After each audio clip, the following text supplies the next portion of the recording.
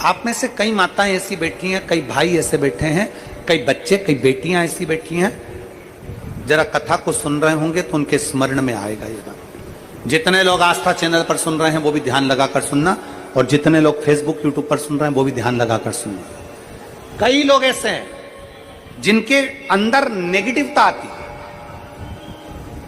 नेगेटिवता मतलब घर में बैठी बैठी सोचती थी कहीं मेरे बेटे के साथ कोई एक्सीडेंट तो नहीं हो जाएगा, कहीं मेरे पति को कुछ हो तो नहीं जाएगा। घर से निकल रही है पति के साथ और निकलते समय तैयार होते होते मन में भाव उत्पन्न हो गया, कहीं हम जा रहे हैं और कहीं एक्सीडेंट हो गया तो, मेरा देवर गया उसके साथ ऐसा हो गया तो, मेरी देवरानी गई है उसके साथ ऐसा हो गया तो, ट्रेन से जा रही है तो ट्रेन में कुछ हो गया तो, गाड़ी से जा रही है तो गाड़ी में कुछ हो गया तो, मोटरसाइकिल से गया तो मोटरसाइकिल में कुछ हो गया तो। रात्रि को सो रही है तो भी उसके अंदर नेगेटिविटी है। और ऐसे कई लोग हैं, भले नादगांव में भले ना होंगे, हम नहीं जानते, पर ऐसे कई लोग हैं। कई लड़के हैं, कई लड़कियां हैं, कई बेटे हैं, कई बेटियां हैं, कई बहुएं हैं, कई सास हैं, कई ससुर हैं, कई माता है, कई पिता, कई पुरुषों के मन में आ जाता है मैं फसल बो रहा हूं और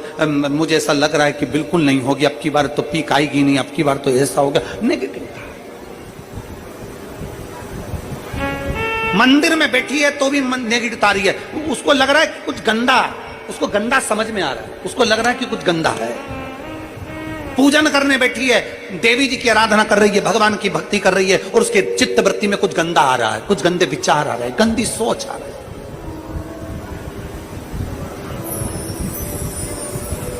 अपने अंदर गंदे विचार, गलत सोच आ रही है।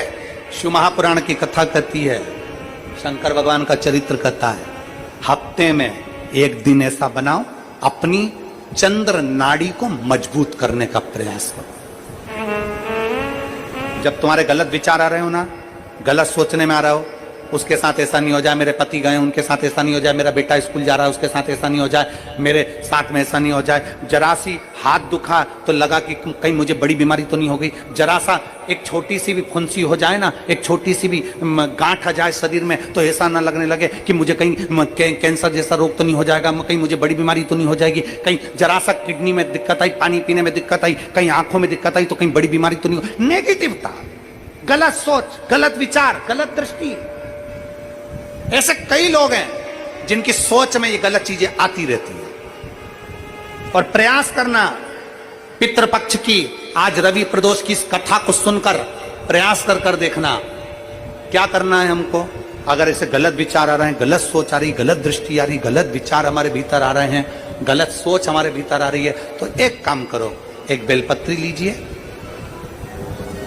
सावधानी से समझ लेना, एक बेलपत्र लीजिए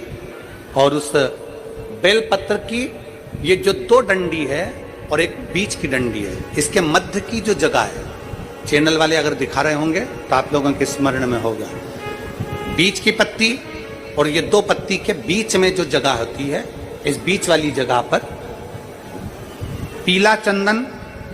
पूरे तरह से उसका लेपन कर लीजिए, पूरे तरह से पूरी चंदन से लेपन कर लो बीच की जगह को।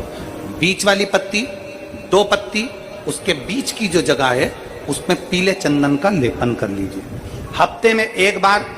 आप करोगे, आपको दूसरे हफ्ते में मालूम पड़ जाएगा कि आपके अंदर की गलत सोच समाप्त हुई कि नहीं, गलत विचार समाप्त हुआ कि नहीं हुआ। चंदन का लेपन करिए, उस चंदन के लेपन को कर किसी भी शिवालय में, अगर शंकर के मंदिर नहीं जा सकते हो तो अपने घर में जो शिवलिंग हो वहां, उस शिवलिंग पर आप उसको समर्पित कर दो, तुम्हारी मर्जी पड़े जैसी चढ़ा दो, बस शंकर के शिवलिंग पर चढ़ा दो। कुछ देर मंदिर में हो तो नंदी के पीछे, अगर मंदिर में हो तो नंदी के पीछे, और घर में हो तो किसी भी स्थान पर सुख आसन लगाकर, सुख आसन मतलब जैसे हम बैठे हैं पालकी लगा